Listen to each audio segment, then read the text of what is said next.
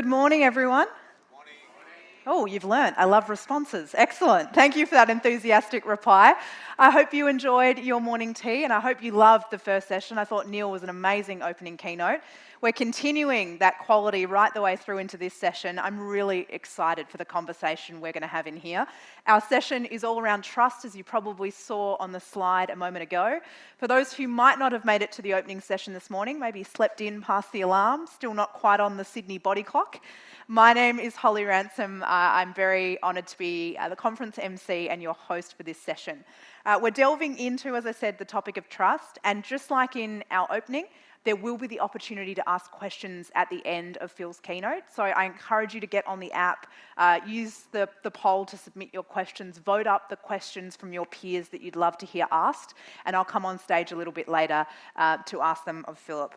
Now, we're at a really interesting time, and I think that's why we've probably got such a large attendance in this room for the topic of trust. We know that the financial and the professional services sectors are undergoing significant transformation. They're faced with stiff competition, changing customer preferences, new technologies, and established players are finding themselves with a pressure to keep up and to transform and adapt to this new world order. Yet with new technology, as we all know, there comes entirely new rules. And this is where we get into the pivotal role that trust plays in this new landscape. Now, to talk us through the new trust economy, it's my pleasure to introduce to you Phil Diekhoener. Phil is the author of The Trust Economy and co-founder of DTX, a leading strategy practice on the topics of data and trust. Prior to this, he designed innovation capabilities inside Fortune 500s in Asia and helped some of Singapore's most successful startups to transform their industries. Philip is a Swiss Army knife for all things innovation, a mix of logic, intuition, analysis, and creativity, combined with an out-of-office passion for sailing and yoga. Can we make him feel welcome? Here's Phil. Thank you. Right. Brilliant. Thank you very much, everyone. I want to start off this day with a little recall of what I've been up to yesterday. So, like all of us, I spent a lot of time, interacting with other people on the internet. And sometimes when you interact with a stranger on the internet, right, it's become very normal, but when they are very friendly and forthcoming, there is always a back note of, are they really kind of having the right intentions? Can you really trust them? The more nice somebody is that doesn't know you, the more you question whether or not their intentions are actually noble. And this is very interesting because the world we all live in is a world in which we are accustomed to distrust because we believe that it's a safer option. Yet the world we are moving towards, the world in which digital plays a bigger role, is a world in which trust happens almost by default. And I think it's a perfect illustration for the difference between the old economy and the trust economy. Now, I'd like to suggest today that the trust economy is not about blind faith. It's about a new way of working and a fundamentally new way of actually coordinating our economy and exchanging value with each other, which is sort of what the economy is all about. So let's dive right in. Data and technology are core aspects of the trust economy. But the most important thing is that really the trust economy is very familiar. When we look at ride-hailing, when we look at accommodation booking, when we look at our day-to-day lives, we already are using digital intermediaries that allow us to trust strangers. And maybe your parents or your friends have still warned you, back in the days that you're not supposed to trust strangers. You're certainly not supposed to stay in their houses or get into their cars. Look how much the world has changed. It doesn't matter what generation we are. All of us do this very naturally nowadays. And I think just that very fact means that the world has changed tremendously in the last decade or so. So really the foundation of that is that the world has always been based on trust. All of you are in the business of trust. Humanity works because of trust. Culture is ultimately, the foundation of humanity, and culture is based on things that we mutually trust. It's based on shared trusts. And this is very interesting because, of course, trust is still important. In fact, some people say it's more important than ever. But the form factor of trust is changing. The way we trust is changing. And if you look at kind of what a lot of very successful businesses do, right, they're essentially these intermediaries for trust. So basically, think of a bank, right? A bank is an intermediary between maybe financial markets and individuals, or between two different entities. And it's sort of the trusted intermediary in the middle. So businesses, and especially like businesses that focus on exchanging value of sorts, are all in the business of trust. And this, of course, means that it helps when you have a strategic perspective on trust, when trust becomes a lot more tangible, when it's not just something that we intuitively understand, but when we can actually describe it, when we can design for it, when we can actually measure it. So in order for us to do that, we obviously need a framework, we need a methodology, and I'll get to that later. But first of all, I've already alluded to this, tech and data are actually changing who, what, and how we trust. Some say that they're bringing about a relationship renaissance in business, where we're increasingly interested in knowing the people we transact with. That's super important, right? It adds a level of humanity to the everyday interactions that we have. And I think the interesting aspect is that when who, what, and how we trust is changing, of course, the way we live is changing as well. But more importantly, the types of companies that will succeed in the new age are going to be very different types of companies than those that succeeded in the past. Maybe you have seen this quote from Tom Goodwin. It's about how some of the largest and most admired tech companies are actually just creating intermediaries between people to exchange value, and how they're no longer focusing on actually making or producing a lot of the stuff that is subject to what they actually are transacting in. It's very interesting because it means that there is a huge opportunity for companies that focus on digital trust intermediation to acquire a lot of value without that much effort. But of course, there is a threat in that as well. It means that some companies, by focusing on trust, have to do a lot less than other companies to be able to be very valuable. And of course, those very tech companies that we see here are also the tech companies that at the end of the day have caused a lot of discussions in the recent day and age, right? About whether or not we should be sharing our data with them, whether or not they deserve the trust that we have placed in them. And with this sort of quote, I want to draw the attention to the difference between trusted and trustworthy. There are companies in the world that are trusted, and there are companies in the world that are trustworthy. But not every trusted company is trustworthy, and not every trustworthy company is trusted.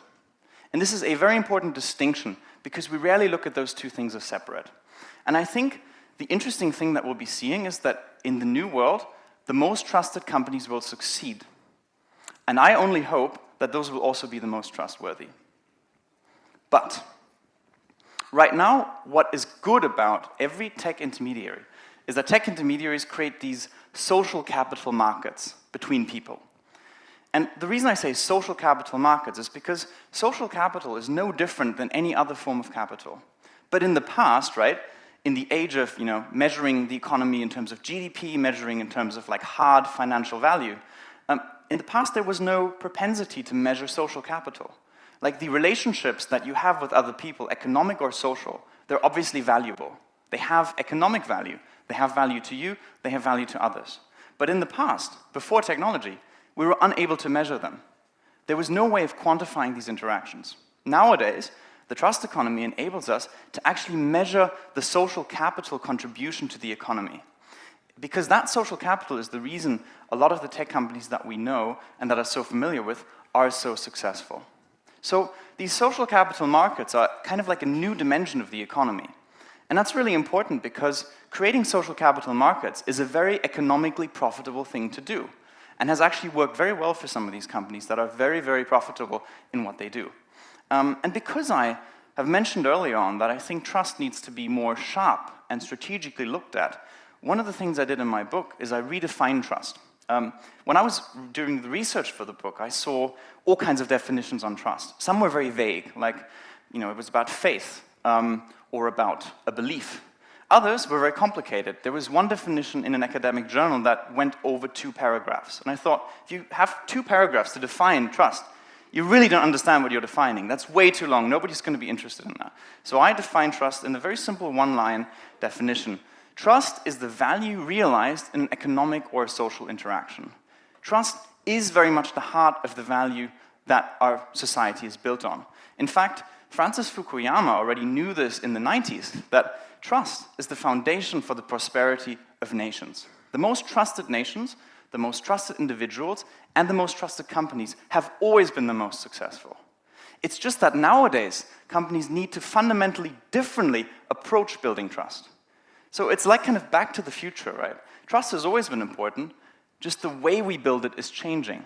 And the success factors for being a trusted business are changing as well, all right? Now, I'll prove this to you that trust matters. Trust, especially collective trust, is the most profound economic power because the reason that we collectively trust in the value of a company like this has made it so valuable. In this case, when Apple broke the $1 trillion market cap, right? It is basically a measure of collective shareholders and customers' trust. And this is very tangible because we know that every social market and every capital market works on the same assumption. When trust collectively is put in a certain entity, that entity has value. And as you may know, of course, when you look at kind of collective valuations, they're very much about sentiment. So this hints at the fact that trust is not always rational, that often it is basically a function of what people believe. Example, companies like Tesla, versus companies like a financial firm. A company like Tesla can get away with being very unprofitable for years on end because people trust in the long-term success of that company. Whereas other companies have to deliver every single quarter. So we can see how trust actually changes and influences the very trajectory of a company's business. Now, more importantly still, all of you know this, right? If you're in business for a long time, people trust you, potentially people trust you unconditionally. And that obviously is an asset to every single one of you. If you have trust on your side, you're going to do better in your job. And trust has the ability to create these mental monopolies. Means that maybe you or your client trust that there's only one perfect service provider for them, or only one perfect product for them. Because, let's face it, right? In the world, there are many choices. All of us have a choice. We can choose different car brands, different phone brands, different brands of service providers. But if your client believes and trusts that you are the perfect choice for them, then you have created a mental monopoly in their mind because they are convinced that you are the only one for them. This is how companies tend to be unique, and this is how companies increasingly differentiate. It's not just about being objectively better, but it's about being subjectively trusted to be unique. So, the ability of trust to create mental monopolies is extremely relevant because that means in a market where there's so much choice, there is a very, very strong opportunity to differentiate by being the most trusted.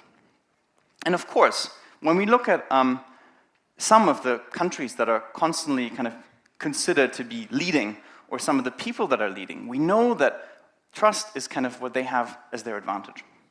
But this goes even for the inside of organizations. The Best Place to Work Institute brings out a survey on the best workplaces every year, and consistently, trust features as the most important characteristic of a desirable workplace. So there's a lot of backup to suggest that organizations that embrace trust as a principle of how they run their internal shop are actually more successful because they're able to attract better talent. And this is why top workplaces are embracing a trust-driven culture. That means kind of what some of the tech companies are calling high autonomy, high alignment. High autonomy means that every individual, right, every person in your organization is treated as a highly skilled, very well capable member, and they're able to actually decide for themselves how they want to go about their job. Yet there is high alignment by ensuring that everybody is aware of what everyone else is working on, and that everyone is working towards the same vision. This achieves the same thing that a corporate structure, which is very hierarchical and top-down, achieves, but it does it in a way that is a lot more interesting and appealing to people. A very simple example. All of you will probably know that attracting the right talent is hard. So you go to great lengths of attracting skilled people who are good at what they do. But often in a hierarchical organization that's process-driven, you tell them exactly how to do their job. So why would you hire very, very skilled people and then tell them how to do their job? It doesn't make sense, right? What you want to do is you want to hire people and trust them to do a great job and provide them a flexible structure so that they can excel on their own terms. And this is kind of what high autonomy, high alignment seeks to achieve. There are very, very tangible steps, like using OKRs instead of KPIs, to do this. The only difference between an OKR and a KPI is that an OKR is set by the employee. A KPI, in a way, says you are guilty until you've proven that you can meet your targets. Okay? And OKR is the exact opposite. It's basically, Mr. or Mrs. Employee, you set your own targets, what you believe you can achieve, because we trust that you have the best interests of the firm at heart. And if you do not achieve your target, it doesn't mean that you're a failure, right? It just means that you need to improve your estimation of your own performance. And companies that have implemented this are not just tech companies. A lot of companies are going in this direction, and they're seeing fantastic results because it empowers the individual and it basically invites trust back. If you trust your employees, they will trust you. And the same goes for customers. If you trust your customers, they will trust you as well. So the idea is that in a trust-first environment, everything gets better. But, of course, this is kind of an overall thing. It basically is necessary in order to provide a flexible work environment, because you cannot have people working from home or remotely if you don't trust them, right? In order for us to move towards a new world of working, we need to embrace this, and we need to find ways in which we can build trusted work environments.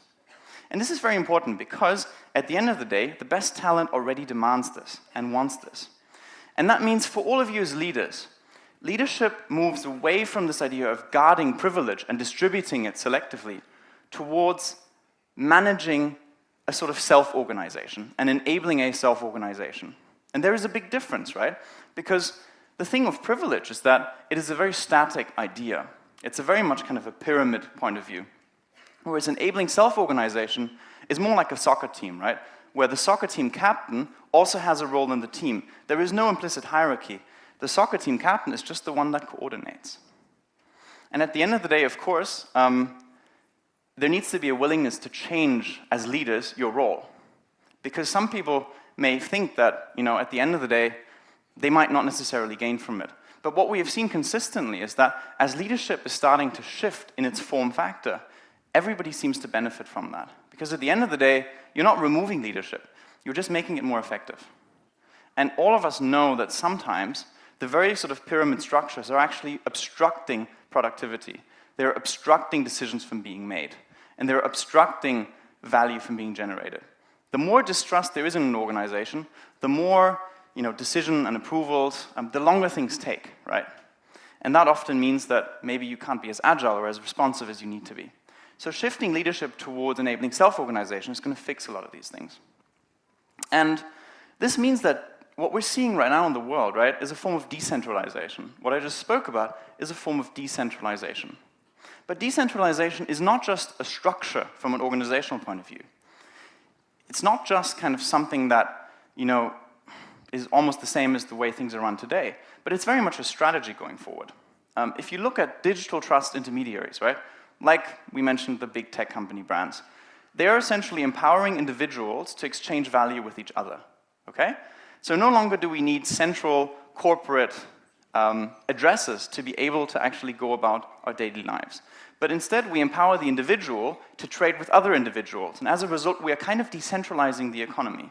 But this decentralization is good for the economy because it empowers every one of us to be able to create and exchange and trade. And often enough, that leads to more choice, more innovation, more variety, and usually also to a much more productive and interesting environment in which we conduct our economy. But this is very crucial because it means that companies, which are very centralized by their definition, need to decentralize productively. And this means that there is a major shift in the way that corporates will be organized in the future. Now, there is a reason for this. This is not just happening because somebody thought this was a great idea. This is happening because technology is making it possible. But it's also happening because some big companies have done very badly for themselves. Look at the Volkswagen scandal when that happened, right? How much value was drained from the market cap. Or look at some other tech companies recently having lost a lot of value in the wake of some revelations about how they use data. Whenever trust leaves in a company or a system, value always leaves with it. And this is crucial because we know when the GFC hit, right? Trillions of dollars were wiped off the face of the earth, never to come back. Because when our trust in something leaves, value always leaves with it. And interestingly enough, when we look at the way our world works today, from passport controls, immigration gantries, background checks, our world is built, and I was alluding to this earlier, on this kind of necessary distrust, okay? We feel that we need to distrust in order to be able to live in large, modern, globalized societies. So there is this necessary distrust culture in the old economy that is kind of limiting the efficiency and the agility with which we can do business with each other. Think of legal contracts, right? M&A transactions. Like thousands of pages of legal paperwork that are being traded and that go back and forth. Think of like the amount of time and money invested in that kind of necessary distrust. Like none of us, nobody in this room, of course, including myself, would say that that is unnecessary. Of course it's necessary. But it's a product of the way the world works today. And I believe firmly that a world where trust is more a default impression, where trust can be established by default, is a world that is a lot more frictionless. But in order for that to be possible, of course, we need something to ensure that this will go well. We can't just trust everyone, right? And then assume or have faith that it will go well. There needs to be a new structure, a new way of going about how we do business. But what I want you to kind of like realize is that the old economy is inefficient and constrained because of the distrust that is so prevalent. And that when we are able to remove it, a lot of things get much better. So look at even kind of your day-to-day interactions with brands, right? Or commercial relationships. They're not what they used to be because the world has scaled so much. Technology has made everything accessible to everyone. Yet the relationships we have with companies are no longer personal. They are no longer individualized, and they are no longer fulfilling as maybe they used to be. They're no longer the communal relationships that we maybe had several hundred years ago. They are very transactional nowadays. And this is an opportunity for new companies to change that status quo. Because when startups enter an industry, they're kind of like shifting trust away from the establishment. And by doing that, they can actually enter an industry that might have been a very crowded marketplace and completely change the game in how that industry serves its customers. And this is, like kind of how I define innovation, how I relate innovation to trust. That sort of innovation is the moment when trust shifts from an established solution to a new solution. So innovation happens whenever our trust collectively shifts to a new status quo. And this is interesting because, of course, like most people associate innovation with technology. There's a new technology that's better than what exists. That means innovation has happened. But we all know that's not true. We know that technology alone, technology invention alone, is not enough to innovate. It's not enough to change the world. We need to basically trust in something new to be appropriate and attractive to us in order for it to be successful. Think blockchain, right? Every one of you has been bombarded with blockchain content, probably in the recent years. But yet the interesting thing is, ironically, that a technology that is trying to establish trust between parties has its own trust issues. We are not sure whether we can trust blockchain to do what we used to do in other ways, with other technologies. So the interesting thing is that the moment blockchain will become an established solution and the new status quo is the moment that we trust it to basically do what we used to do in a different way beforehand. And I think this is kind of then the situation that we're all familiar with, is that there's a lot of inertia and legacy, right, that creates these uphill trust barriers for innovators and innovations. That we're so busy doing things the way we've always done them, that maybe we're not seeing the opportunity of something new. And that not all technology can convince us to trust that this new thing is better. And this is also not new. None of this is new.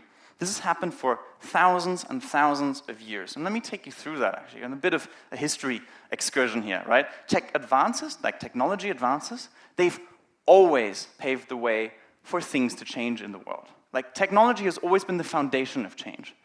But it has taken trust to shift from an established to a new solution, like in this case, from the carriage to the automobile, in order for the world to really change. And this started about 10,000 years ago with agriculture. When humans were nomads, they had to trust that basically developing monocultures of crops was a better way of living. And they gave up some things for that. They gave up variety, they gave up, the nomad lifestyle, which seems to be resurging right now in the digital nomad sense. But anyway, they gave that up, and they got a lot for that. They were able to actually be more productive, to have more offspring, to have larger societies. But of course, there was also downsides, right? So when trust shifts to something new, it's not like everything is nice. But we're basically making a constant trade-off between how things are today and how things could be. So every trust shift means that there are also new problems being created. So in agriculture's case, a lot of new diseases cropped up. When people lived in settlements, right, diseases spread more easily. So every time that trust shifts to a new solution, every time innovation happens, it creates its own offspring. It creates new problems. Like think of, when all of you probably started seeing Facebook become big. It actually has caused a lot of new problems. It caused problems like social media addiction, alienation, cyberbullying, neck injuries for kids because they constantly go like this on their iPads. All these things are happening, right? So all of this is an example of how technology creates an innovation that then results, creates beautiful opportunities, but it always also creates challenges. Now let's go back a few thousand years again to the invention of money. Money is probably the world's most profound innovation ever. But it also meant that trust shifted away from personal relationships in doing business. And it shifted towards money. There is a professor that says, and I thought this was really interesting, money is a way of doing business with people that you do not like. Now, none of us, right, especially in this room, will argue that money is a bad idea. But all of us will know that money has also significant drawbacks. Okay? Let's go to the next trust shift. When trust shifted away from local manufacturing and shifted towards industrialization, again, we gained a lot. We gained scale, we gained effectiveness, and we gained a certain efficiency, of course, that came through that. But we lost, perhaps, personalization, we lost certain craftsmanship, and we lost, maybe a sense of place and locality.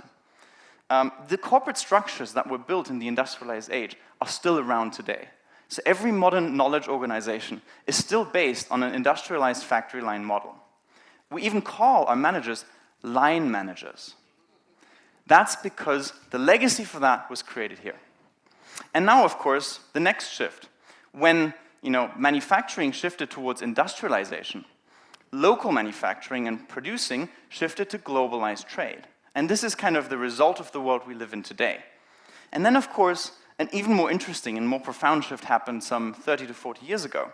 That's the shift away from physical record keeping and towards electronic information storage. Now, I understand that some of us still feel that that shift is not complete, right? That sometimes we still have to fill out forms and scan them. It's still happening. But for the most part, information technology has taken over the world in an unprecedented way. And right now, we are seeing another emerging age. We are currently at the cusp of another one of these really, really, really big transformations. If you haven't noticed, the intervals between those shifts have become a lot shorter, The last one's only maybe 30, 40 years ago. But now we're seeing a new shift emerge. This is a shift away from corporations and a trust shift towards data-driven and decentralized intermediation. What I was talking about, digital trust intermediaries. And there's a very simple reason for that. Because at the end of the day, the corporate world, much as it has created a lot of benefits for us, it has also come with a lot of inefficiencies. And it has, in some ways, limited us to provide more affordable, more flexible, more personalized, and more interesting propositions. This is where technology has always excelled. Technology has the ability to democratize access to great experiences. Democratize in the sense of making premium experiences accessible for everyone. Think of the fact nowadays that almost anyone can fly around the world for a lot less of the cost what it would have cost 30, 40 years ago. When you want a panorama of like an alpine environment, in the past you had to maybe hire a helicopter and a really, really fancy camera, right? And maybe even a cameraman to operate it. Nowadays, all you need to do is spend a couple $100 on Amazon and you get yourself a drone like this. And you get the same experience, but you get it in a much more accessible and simple and easy way. This is why all of us trust technology so much. This is why we love technology for what it does. But this means that trust is shifting towards technology because we are so used to technology providing great experiences in an accessible way for us. And this, of course, means that in a world where technology can do that, the sort of human factor is changing. It means that client centricity is more important than ever, because that is still something which obviously legitimizes the human touch. Being able to actually really understand what people want, and then being able to use technology to actually deliver that in an easy way, with low cost, and with a sort of flexibility that is impossible to do just with a manual approach. Okay? Now, very specifically, when we talk about technology, we're obviously talking about data in the background, because technology generates data. And technology generates data in a much more scalable way than humans do. So, Technology and data are kind of driving the social evolution that we're currently seeing. And they're driving it in a way is that they're kind of stealing trust away from the offline, the old economy world, towards the new way of doing things. And this means, if you look at decentralization, we have seen in the past a decentralization of supply and demand, specifically about the fact that nowadays anybody can create content at reasonably high quality and share it with people and build an audience, This is completely changing the broadcast industry, for example, but it's happening in different industries. It's happening with knowledge as well. It's happening in forums, right? The idea is that people are now kind of able to supply and also kind of create things just with the help of technology. This actually drives more variety and choice, but it also means that obviously access to content has become a lot more democratic. Access to information has become a lot easier. And this has also led to a kind of, a resurgence of communal, tribal self-regulation. If you look at marketplace apps, there's one very popular one in Singapore called Carousel. It raised about 80 million bucks in its last round. It's a big business now. It basically enables people to trade secondhand goods with each other. And what they've approached is, they've actually basically allowed the community to self-regulate.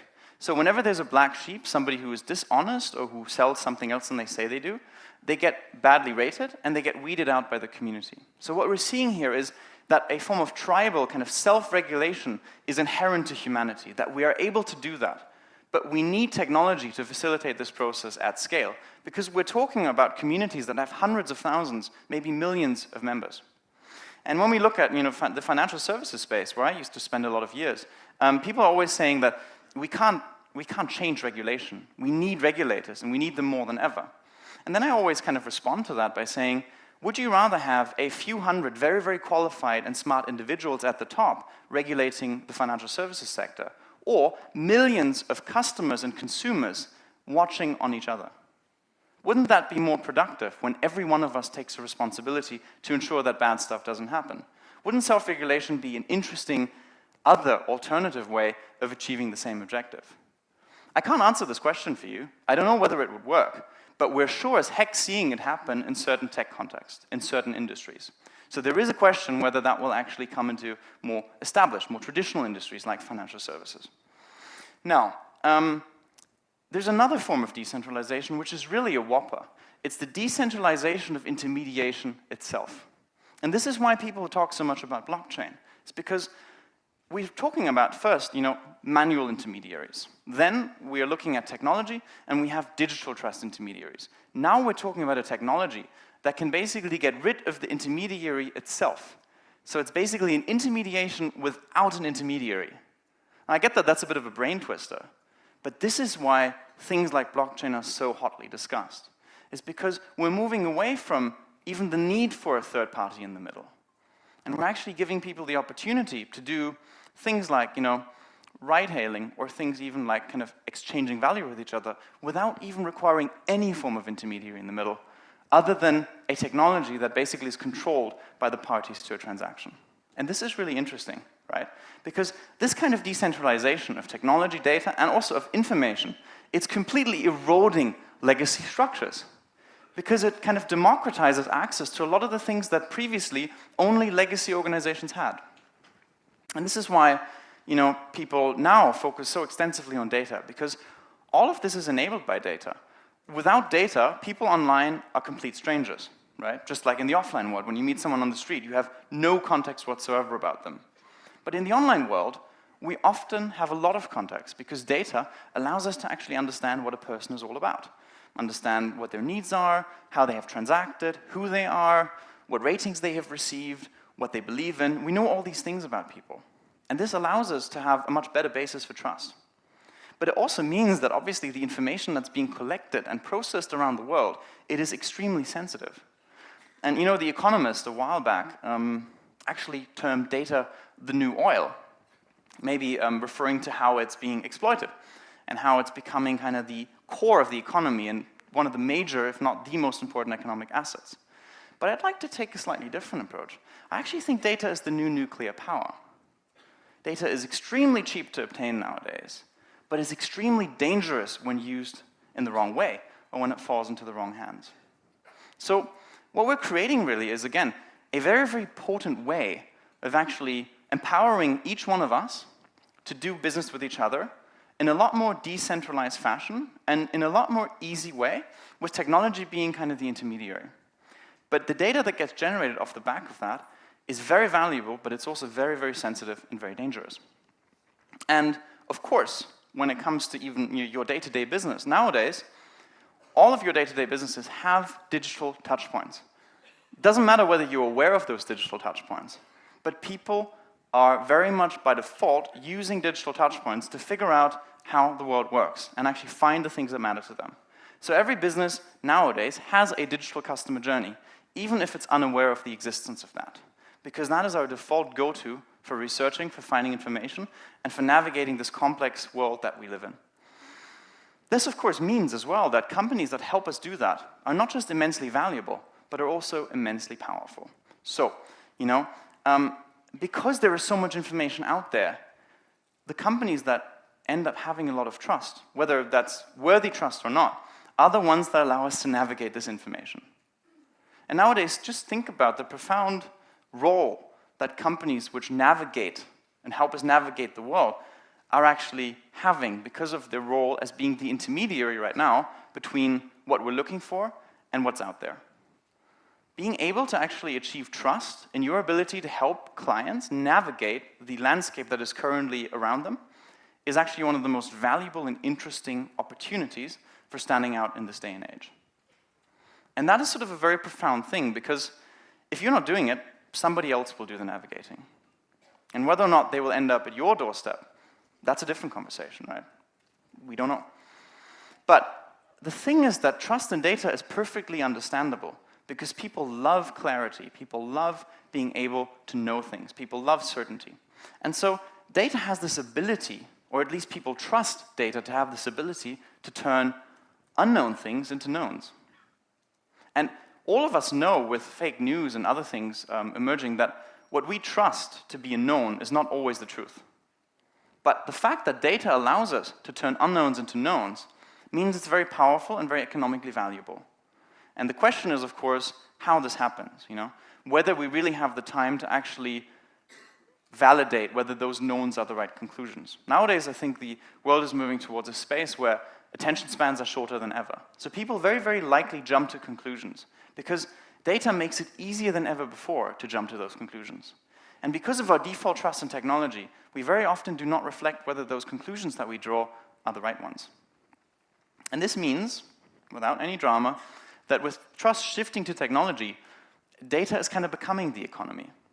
Because that is sort of the source, the major source of value creation of companies going forward.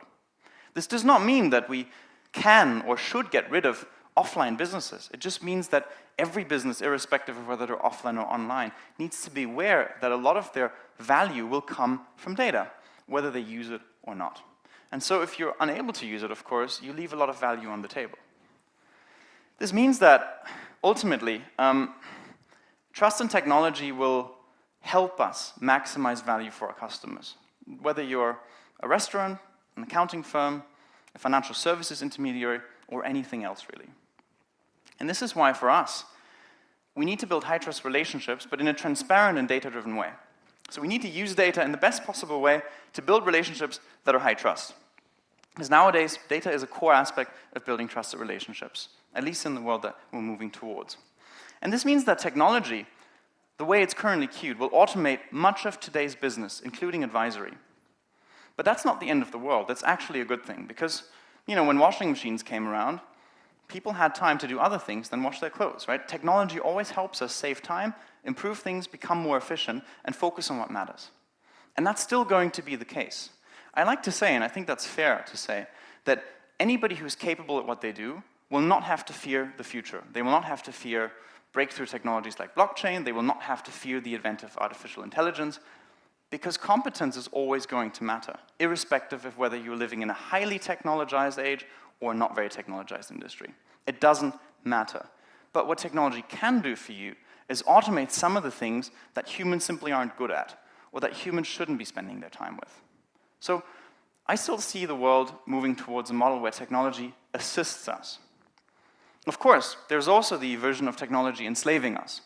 I think with smartphones, that's kind of happened already a little bit. But it is overall kind of up to us how we want to use the tech that's available, or frankly, whether we want to use it at all. And that, of course, also relates, again, back to our trust. Do we trust that these new solutions are really going to add value to our business? That's an answer that I can't give you. That's really up to you.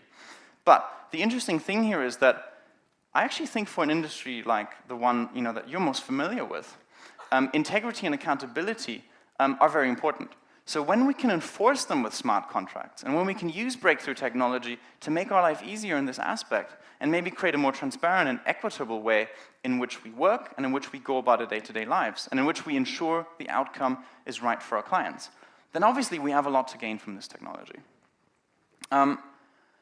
This also means, of course, that in a model where technology helps us, all the key decisions, from strategy to hiring, to how you're going to develop your company going forward, how you're going to brand it, how you're going to communicate, will be primarily data-driven, at least in the kind of companies that will do very well in the future. And that, again, is an opportunity, because ultimately it just allows us to be more personal, to be more customized, and more relevant to our customers. And that is the sort of thing that everybody should be aspiring to, right? So what does that then mean? How is the world going to look like in the future? Well, at the end of the day, I think it's actually going to be a more fair and equitable world that we'll live in. Because when transparency comes first, and when sort of decisions are backed by data, we're much more likely to actually achieve a real outcome for our clients. We're much more likely to really understand what they want and to serve that. And to serve that at the scale that only technology can. Now, this means, right, that data is kind of going to be overtaking people as the main revenue and trust driver. That doesn't mean that people won't be important, but it means that data will have this kind of default credibility, whether good or bad, in terms of actually driving revenue and trust. And this is why I think every business needs to embrace that opportunity. It needs to make it usable for them. Because what it means is that, and I'm going to use a very, very real-world example from the financial services industry here. Think of this asset manager on the one side, like an old asset management company, and a robo-advisor on the other side. Now, as it turns out, the robo-advisor is a bunch of young guys who 2 years ago had no idea about the financial services industry. Yet they have a really, really nice customer experience. And people invest in them. People invest their savings in them. Because they say something nice about how they invest that money, they make it super easy to sign up. They make it very easy to transfer the money. They make it very simple for people. Now, people increasingly trust the interface more than the substance behind it. And what I say, and I said this to a room of financial services execs, it's like, you may have the best asset managers in the world, you may have the best investment folks in the world, but people are willingly going to go to the startup with a great user interface instead of you. Because nowadays, the trust is in the digital interface increasingly, and it's less in the substance behind that. So having the best asset managers in the world is maybe trusted, right? But actually, most of the time, it's just trustworthy. It's not trusted anymore. So having the substance, which I'm sure all of you do, is great. It makes you trustworthy. But it doesn't necessarily guarantee that you will be trusted going forward. And so the example here is very simple, is that the interface seems to be mattering more than ever, because as a matter of fact, nowadays, digital interfaces are so prevalent in our day-to-day that they actually kind of absorb a lot of the trust that relates to economic decisions we make. So the quality of the interface is mission critical in succeeding in the future. The interfaces that you have with people, especially the digital interfaces, are going to become extremely more important than they used to be. And I think that is a very important factor, because the last thing that you want to happen, right, even for clients' sake, is that people go and shift towards a provider with a great interface but no substance behind it. You don't want that to happen. That's not the world we want to live in. And that's kind of an obligation for all of us to say that as established businesses, as people who really know what we're doing, we need to make sure that the interfaces we provide to clients are as intuitive and as palpable and as kind of desirable as possible. That is extremely crucial. So, in a way, what this then means if we reverse the whole thing is that trust kind of earns you privileged access to customer information. And it allows you to build better relationships with customers, right? Because the more people trust you, the more they will reveal about themselves, the more they will honestly tell you about their preferences, the more they will allow you to accommodate them. And honestly, I believe that the best businesses are the ones that have the closest customer relationships, because there's nothing that can replace that, nothing at all. And in order for you to deliver a unique, relevant proposition to your customer, you need as much access to them as humanly possible. No pun intended. Okay? And this is very important now as well. I remember like 20 years ago or so, when people talked about e-commerce, they said, oh, trust is not important anymore. Like intermediation is not important anymore because it's all going to be digital. But there's one thing people forget, is that an Expedia is still a trust intermediary. It may not be a classic travel agent, but it's still a trust intermediary. And so the really important point is here, trust intermediaries and trust-driven businesses are not ever going to go away, but they will change their form factor. So trust intermediation will stay, but it will become more data-driven and digital. If there's anything that I'd like you to take away from today, it's that. And of course, there is a whole so what and how behind this. But this is, I think, the most important aspect.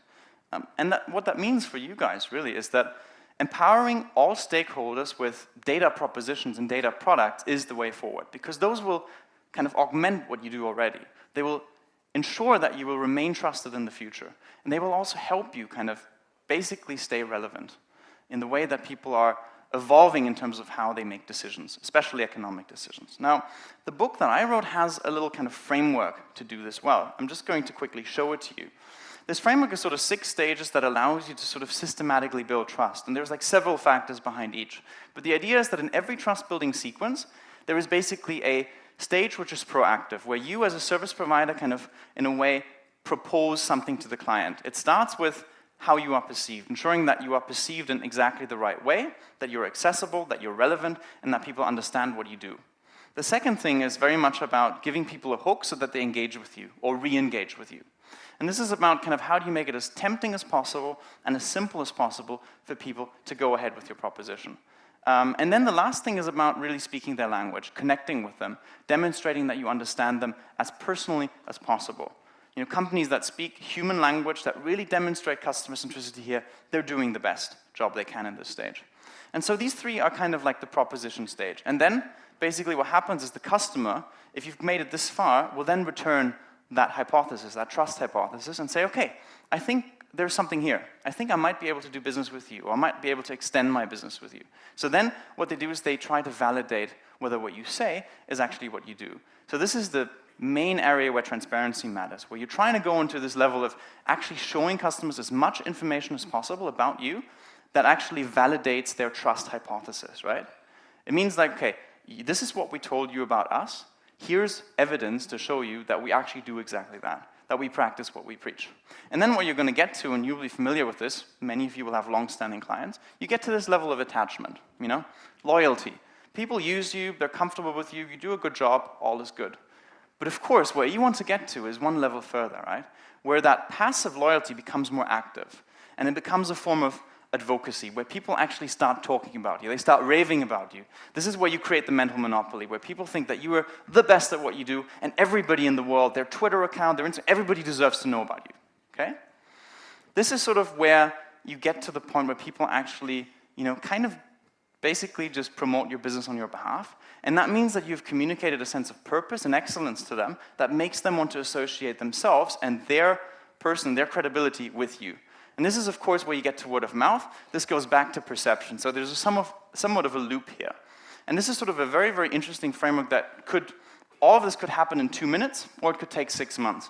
But the ambition here is that everything that has a methodology behind it just becomes so much easier than without a methodology.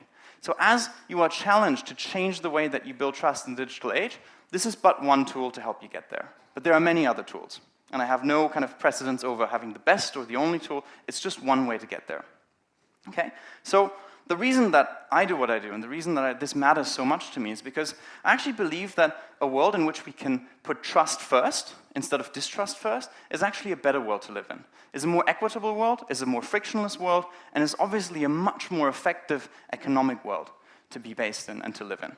And this is sort of, to a certain extent also, why I like to bring up a study usually on closing.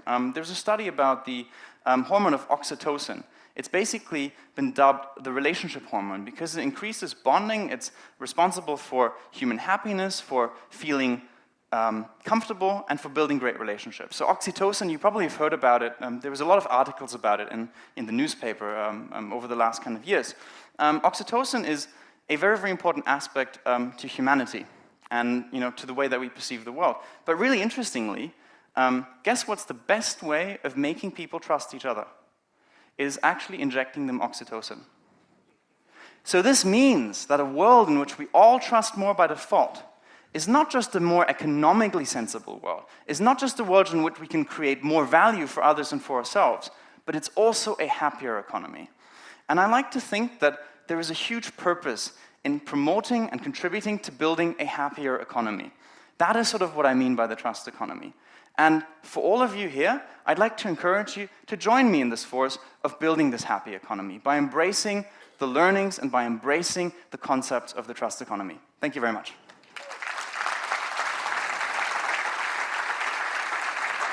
Wonderful. You want to take a seat? Right. Thank you so much, Philip. That was fantastic. I don't know about you all, but I was taking a lot of notes during that session. There was plenty that stood out for me. Some of my favourite points I really liked. Just your premise to start with, that we're accustomed to distrust. I thought, wow, that's an interesting point of self-reflection. We believe it's a safer option. I don't think I'd ever reflected on the way I engage and behave that way. That there is a distinction between being trusted and being trustworthy. And how do we make sure that those two line up and match, that we're making sure that those that are trustworthy are the ones that become trusted. That innovation happens when trust shifts from established to new solutions. And that every time innovation develops, it naturally spawns offspring in the form of new issues and challenges that we have to be alert to. And I also thought it was interesting, and again, I'll be intrigued to see if this comes out in the questions, this premise around people increasingly trusting the interface more than the substance. It's a worrying idea, I think, for many of us, isn't it? That notion that that's the world we're moving into. Now, we've got plenty of questions coming in. For those who haven't already, please get on the app and submit questions. First one for you, Philip. Corporate organisations are in business to make profit. How do you reconcile trust and profitability in a highly competitive global economy? That's a perfect question. So whoever asked that, thank you so much. Very simple thing. And I don't want to bang on about purpose, but it is an important aspect, is that organizations that are able to communicate purpose over profit are actually more profitable, funnily enough. And I'll give you an example of why I think that is. Imagine you're at a dinner party, right? And you meet someone new and you're like, so what do you do? Imagine if they said, you know what, I'm an accountant, but tell you what, I only do it for the money. Would you want to have a conversation with them? Probably not, right? So, maybe you do, but anyway. The point here is that because that kind of is the default way that the corporate world operates, right? Hey, we're doing this thing like we're doing kind of maybe, bananas, or we're doing accounting, but we just do it for the money. And that sort of has a lack of credibility about it. So the world in which we live in now, I think, is less respectful of that kind of approach. And so companies who are more purpose-driven tend to actually be more profitable. I had a very interesting chat with Paul Polman, who's the CEO of Unilever, who said that, doing good is good business. And for them, this has become a guiding theme of how do you turn an organization that is, classic FMCG conglomerate, very profit-driven, into one that actually is more profitable and at the same time does more good. And I think that this is not yet the status quo. Trust hasn't yet shifted towards purpose-driven business, but we're very much seeing the same thing happening in the sustainability space. That sort of food companies or companies that are actually embracing sustainability, even though it may be more expensive, are actually finding that people are more willing to trust them and more willing to pay a premium for that kind of engagement because it's the right thing to do. And that's how I believe, we need to look at, kind of building trust while it's maximizing profitability. As a matter of fact, the most trusted business is always going to be the most profitable because trust kind of creates the ability to charge a premium on the fact that people trust you, maybe even unconditionally. So the idea is that as you maximize trust, you will inevitably also maximize the potential for profit. And if you can then realize that in your bottom line, then obviously you're on your way. But the more trust you have on your side, the easier that becomes. I love that you referenced Paul Polman there. For those who aren't familiar with the journey that Unilever have been on since he took over as CEO, he announced at his first meeting to shareholders that they were going to double their company's returns while halving their demands on the world's resources. And it's been an incredible journey to watch, and it's an interesting case study in terms of the way they've transformed the legacy business and the benefit to bottom line, cost reduction, shareholders, community, you name it, that they've been able to achieve as a result. Now, second question. What are the implications for groups of people who are implicitly less trusted due to biases, for example, minority groups? This is an extremely important aspect because it tells us a lot about how society works, right? What we collectively trust in is not necessarily always the right thing, right? And I think that is something on a more philosophical note that we all need to ask ourselves. How do we empower those that are naturally less trusted to become more trustworthy? Now, I could be like kind of quite brash and say, well, you guys just read my book, right? Basically, we just give that to everyone and then they'll do better. But the actual fact is that we need to reflect on what that says about society, what we are conditioned to trust. I do believe, though, honestly, that as the world becomes more empowering of the individual, we're less likely to succumb to the biases that maybe society creates overall. And culture especially, has always been driven by people, right? But at the end of the day now, I think there is more empowerment that allows people to actually be, building trust for themselves. I also think that as the world is moving towards perhaps a more equitable form of business, some of those biases will become less strong. But I don't have an answer for how they can be removed because they are very much a collective trust or distrust that we are basically part of. So I think that's a question that we need to ask in our society, and it's a debate that we need to have, is how do we actually, as a society, encourage that let's call it that trust gap, or that trust inequality is actually reduced. Thinking about how interesting this is in the context of our next question too. Research is saying that personal relationships are more important than ever before when it comes to trust. So how do we reconcile this with trust shifting to technology? I'm also thinking about that in the context of the bias and the implicit coding and kind of automation that we're putting into some of these biases. I think those are not necessarily separate things. At the end of the day, we are so used to, by default, interacting with technology that we tend to have a trust bias towards that.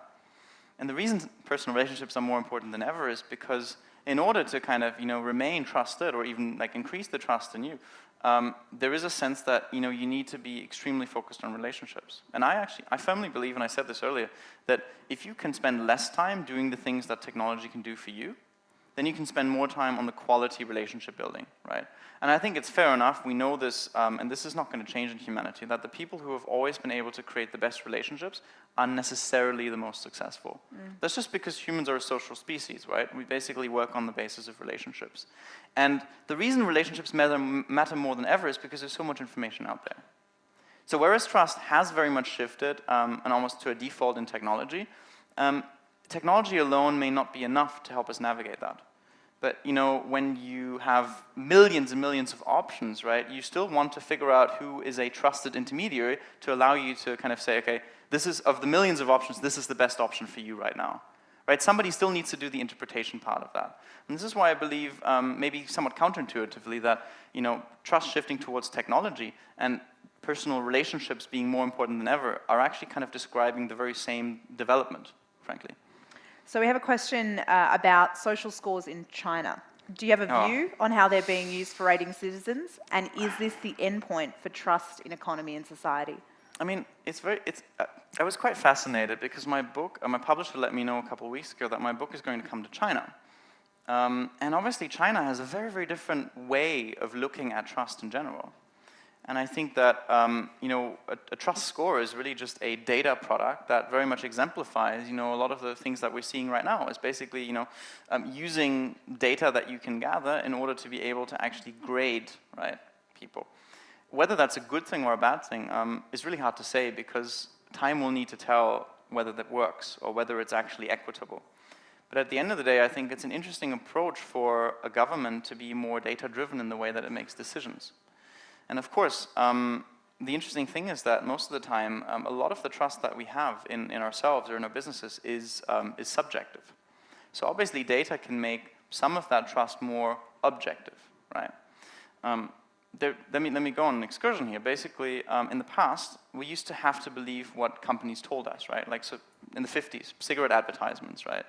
Great fun to look at them. I did go through the trouble. Nowadays, of course, people are like, no, information's out there. You can't, if you have a bad product, it's very hard for you to tell me that that product is bad without me having the opportunity to find out. So the potential of data helping us make more objective assessments is definitely there. But the question is whether that will lead to a fairer world.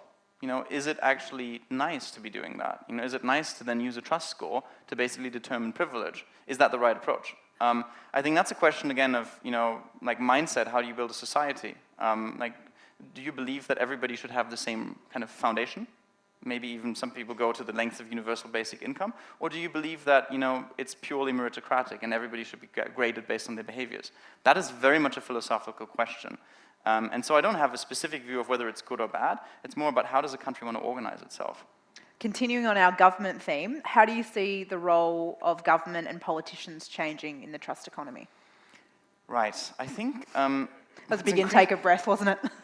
No, this is brilliant, because at the end of the day, when technology can allow us to coordinate very complex tasks and a centralized intermediary is no longer necessary, then the question is whether the way that governments work today, which is top-down organizations that basically determine how things are supposed to be done, are even necessary in 40 to 50 years' time. Whether, a data-driven, people-powered governance in the future is actually the way forward. Now, if you look at democracy overall, right, we are already actually in agreement that this is the way forward, that people should govern their country. At least a lot of people believe that. I certainly believe that. But at the end of the day, right, right now, that's kind of like an idea that we make happen through very, very hierarchical, very centralized structures. So the idea of government and the execution of a government are not the same thing, which means if we can actually execute democracy through a decentralized, technology-driven, and kind of like, self-regulating network, then we are sort of like creating the future of democracy. So I think that would be super important. Yet at the same time, in a world where increasingly people are becoming maybe somewhat afraid of each other, right? And nations are becoming more protective of their borders.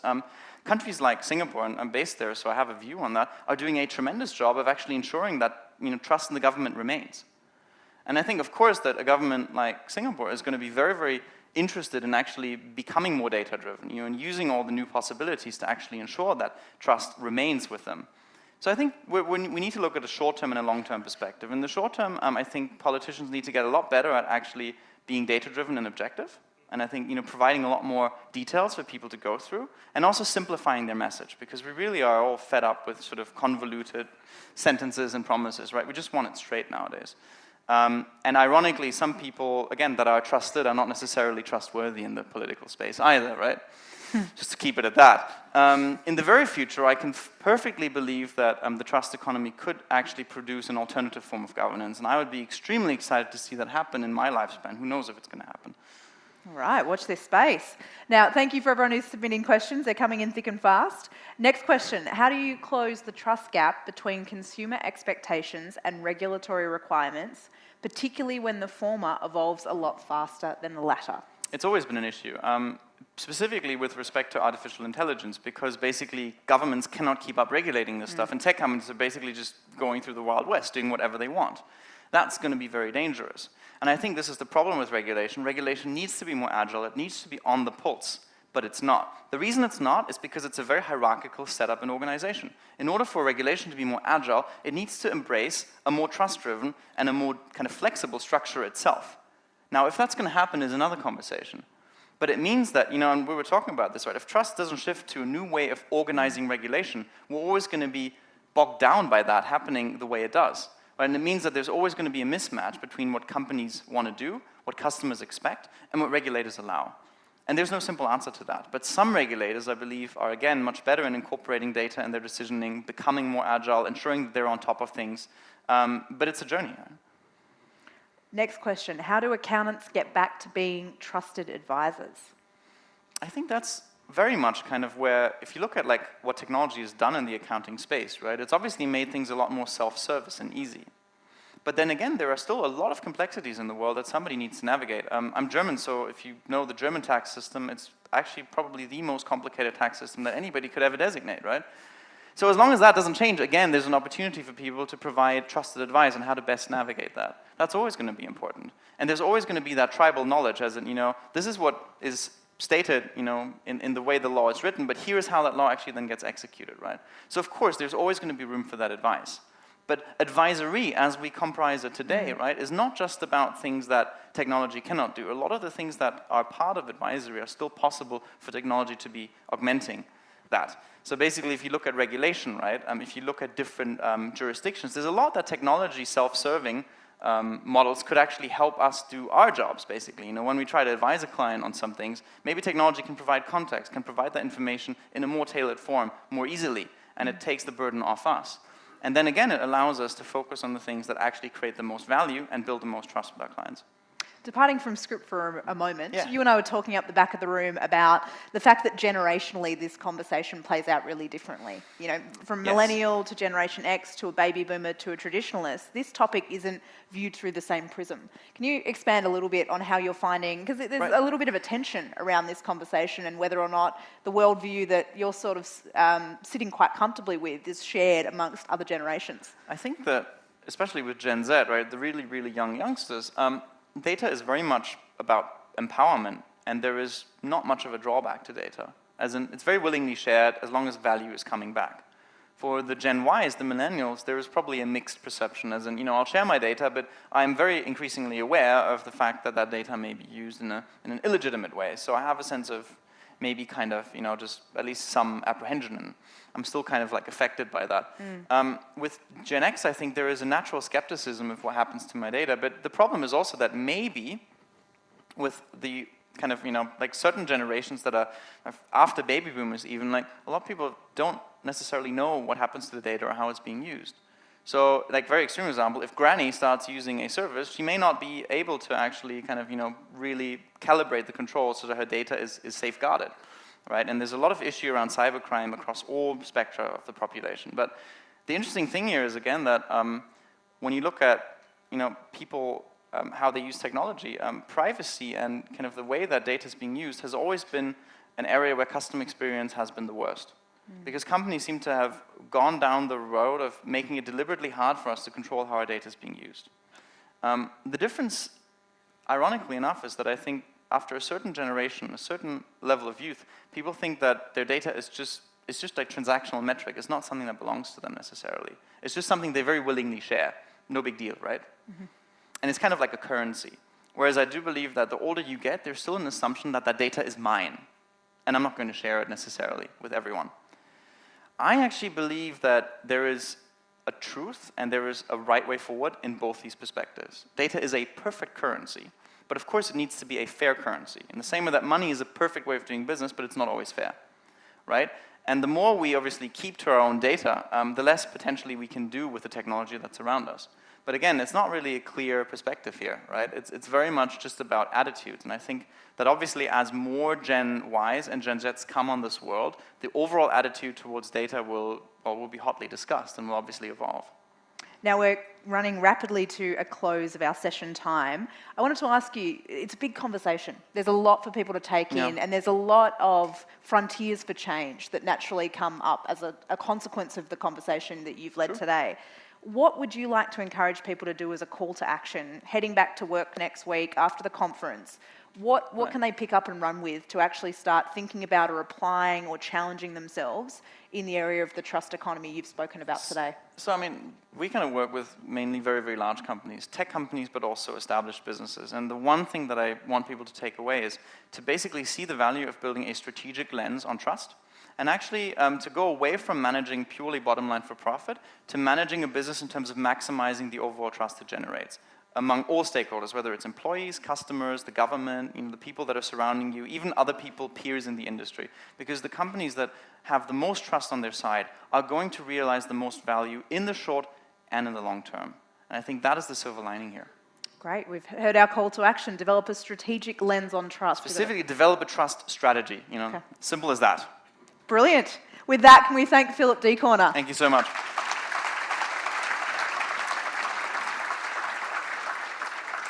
Now, ladies and gentlemen, it's my pleasure to invite you to head out to the break. Now, at this time, we encourage you again, look at your mobile app. It'll tell you the latest session updates, what's coming up next, what opportunities there are to get involved in different conversations this afternoon. Also, you'll see on the screen the information as to how to rate this session and give feedback. We'd appreciate you doing that. And also, there's a Business Connect Lounge event on now that you are all complimentarily invited to. We encourage you to make your way just out the doors, round through to the left. Thank you for coming to the session.